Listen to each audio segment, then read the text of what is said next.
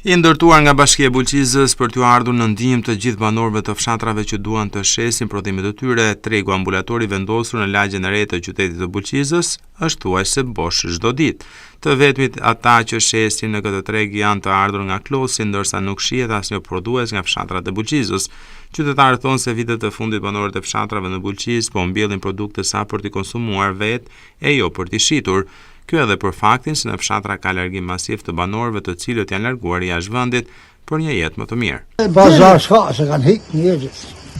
Po nuk ka fuqi pleshtë. Çfarë gjeni është ki popull? Vetëm shqip. Çfarë gjenja? Ku punojnë? Ku e kanë burimin e tarme? Shpopullim. Është shteti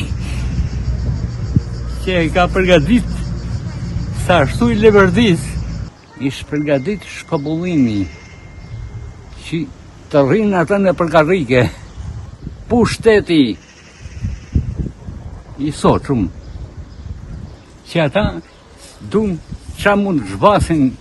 Nga ana tjetër, qytetarët thonë se që kur është ndërtuar ky treg ka qenë thuajse bosh çdo ditë për shkak se nuk ka më prodhime fshati si dikur.